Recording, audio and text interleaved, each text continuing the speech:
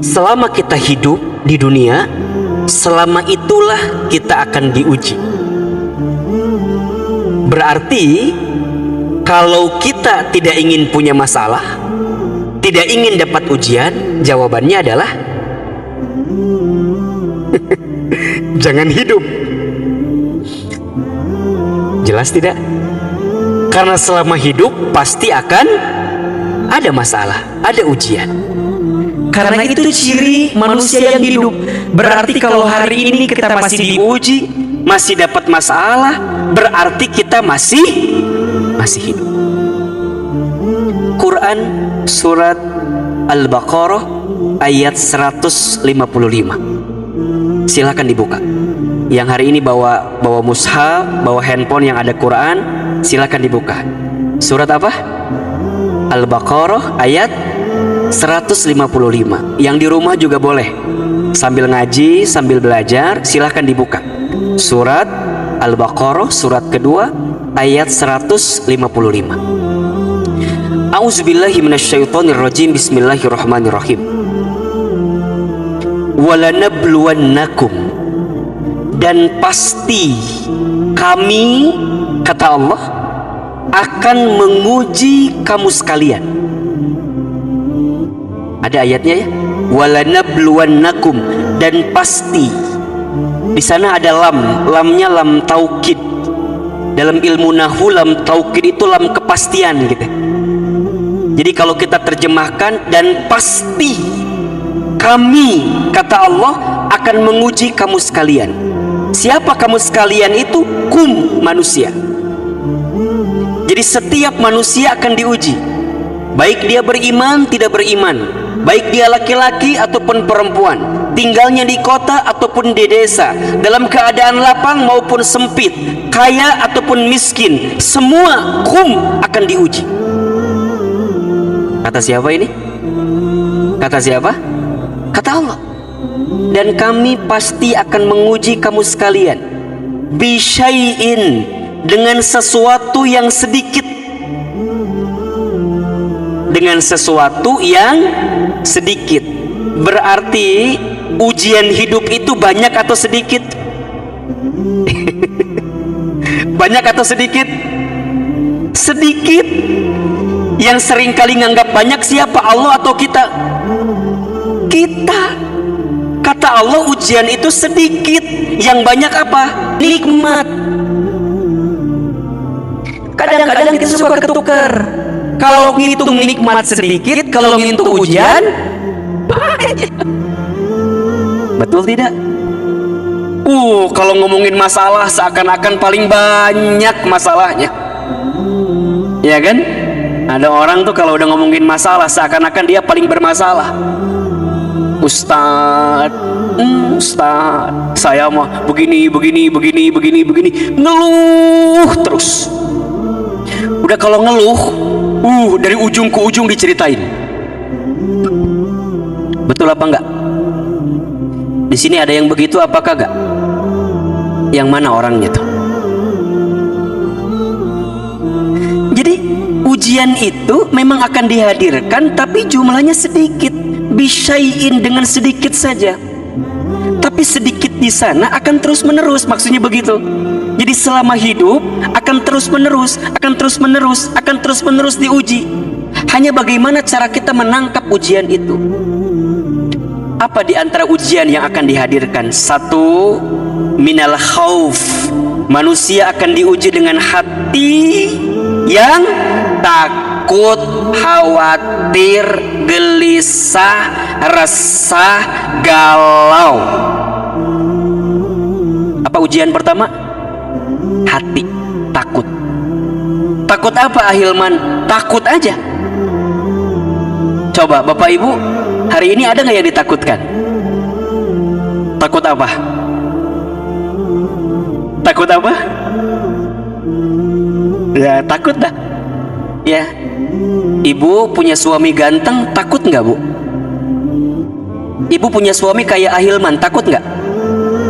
Bukan berarti saya ganteng ya, ini mah kira-kira aja gitu. Ibu punya suami kayak saya, takut nggak bu? Nah, takut apa? Tuh kan, takut kawin lagi katanya. Padahal belum tentu, doakan saja. Padahal belum tentu. Takut diambil orang, ya kan? Punya suami pas-pasan, takut nggak? Takut apa? Takut malu-maluin di bawah kondangan. Takut, ya? Anak jauh takut ngangenin, anak dekat Takut. Dulu waktu kerja pengen resign, pengen mulai usaha, ya kan? Habis mau mulai usaha takut apa? Takut rugi, takut bangkrut, takut. Manusia. Ini nih yang belum pada nikah. Mau nikah apa gak? Ada calonnya. Nah itu masalah kita kan ya. Coba nih Ahilman tanya nih yang mau nikah, kira-kira pas mau nikah takut nggak? Takut apa? Kan? Nanti takut nggak bisa ngasih makan sama anak orang, ya nggak? Iya. Takut nggak bisa ngebahagiain, takut gitu. Ujian pertama, manusia boleh jadi ketemu dengan rasa takut. Hari ini kita takut terkena COVID-19, ya. Maka protokol kesehatan dipastikan dijaga dengan baik. Kemudian yang kedua, manusia akan diuji dengan wal ju'i dan kelaparan. Urusan apa? Urusan perut. Sampai ada bahasa besok mau makan apa, kan gitu ya. Karena takut urusan apa? Urusan perut. Sehingga tidak sedikit orang yang sikut kiri sikut kanan, ya kan? Ngambil harta orang lain, nipu orang, nauzubillah, korupsi dan segala macamnya. Karena apa? Urusan apa? Urusan perut, kelaparan.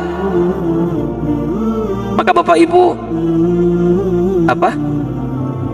Maka Bapak Ibu hari ini kalau kita dilebihkan rezekinya, ayo banyak kasih makan sama orang. Boleh jadi ada saudara kita, sahabat kita, teman kita yang hari ini kesulitan untuk makan, maka ayo, ini harus jadi garda terdepan ini. Kalau bisa Masjid Al-Ijtihad ini jadi garda terdepan. Mungkin setiap sore kita bisa buka lapak di depan untuk bagi-bagi nasi bungkus gitu ya, nasi kotak, itu akan lebih luar biasa. Karena boleh jadi ada yang sedang diuji dengan kelaparan saat ini. Yang ketiga, manusia akan diuji dengan wa naqsi minal amwal, kekurangan dalam urusan harta, kekurangan harta. Ya kan? Yang keempat, wal anfus, manusia akan diuji dengan kegoncangan jiwa, jiwanya, tubuhnya, badannya, sakit atau kehilangan orang yang dicintai dalam hidupnya. Boleh jadi dalam beberapa hari-hari ini ada di antara kita yang kehilangan orang-orang yang kita cintai, ya. Wal anfus, manusia akan diuji dengan itu. Was samarot, dan buah-buahan. Maksudnya apa? Ada harapan yang tak kunjung jadi kenyataan gitu.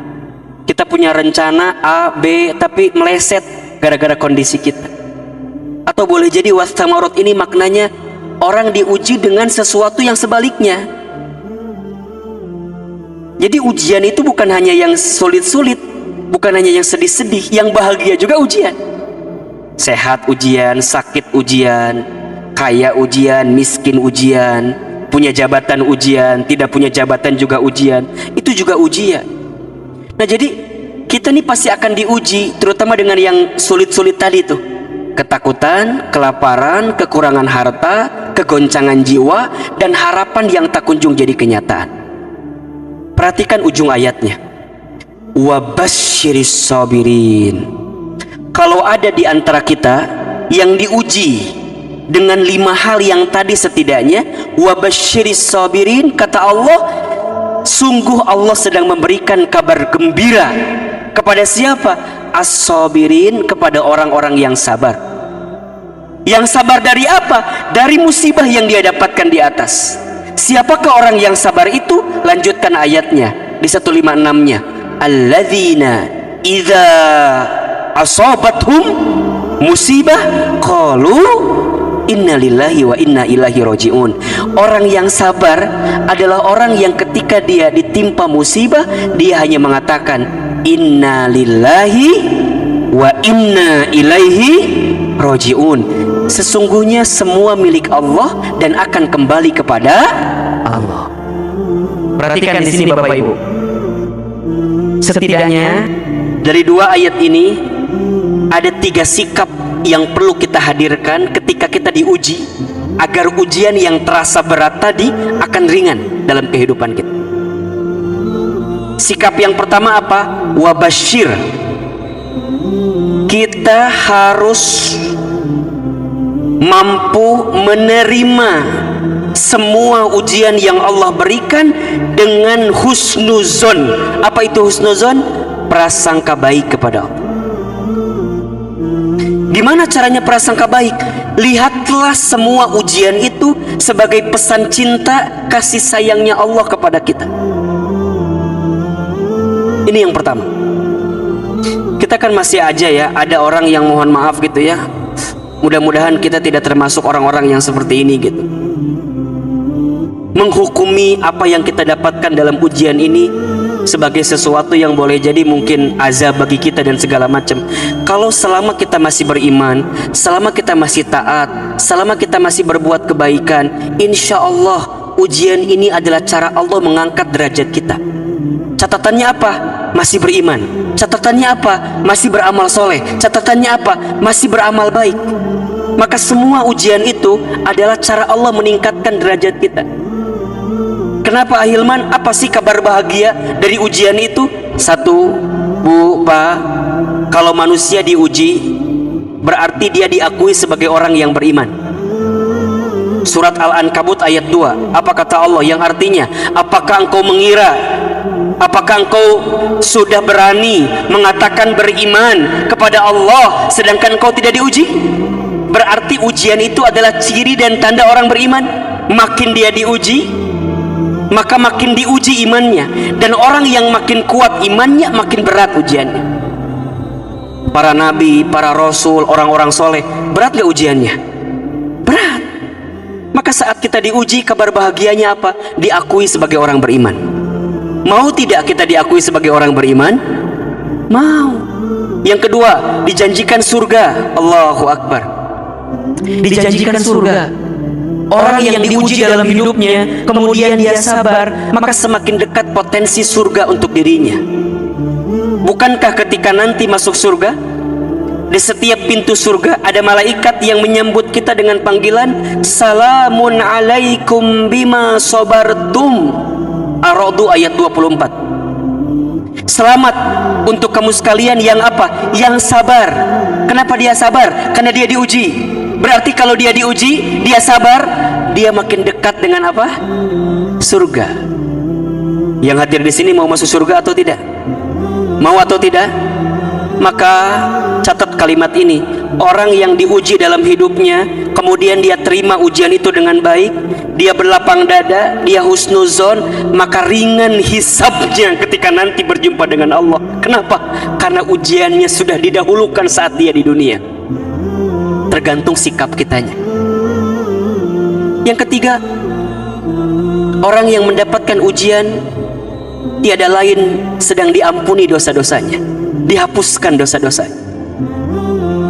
Hadis riwayat muttafaqun alaih, Rasulullah SAW pernah bersabda, tidaklah rasa sakit yang diderita, gelisah yang dirasakan, duka cita yang didapatkan, musibah yang dia peroleh, kemudian dia bisa terima itu semua, kecuali saat itu Allah ampuni dosa-dosanya. Maka ini pesan kabar bahagia, kabar gembira bagi kita yang sedang sakit. Terima sakit itu. Tentu kita nggak mau sakit, tapi kemudian kita harus sakit. Yang sedang sulit, yang sedang berduka, yang sedang bersedih, terima. Boleh jadi di dalamnya ada ampunan dosa dari Allah Subhanahu wa Ta'ala. Keempat, disiapkan kebaikan. Hadis riwayat Bukhari, Rasulullah SAW menyampaikan, man yuridillahu bihi khairan yusiba minhu. Barang siapa yang diinginkan oleh Allah kebaikan dalam hidupnya, maka yusiba minhu, Allah akan berikan musibah kepada dirinya. Tiada ujian yang dihadirkan kecuali setelah ini ada kebaikan yang sedang disiapkan. Iya. Bu, Pak, Bedanya ujian dalam hidup dengan ujian di sekolah itu beda tipis. Kalau di sekolah pelajaran dulu baru ujian. Kalau dalam hidup ujian dulu baru kemudian pelajaran. Nah sekarang pertanyaannya, punten.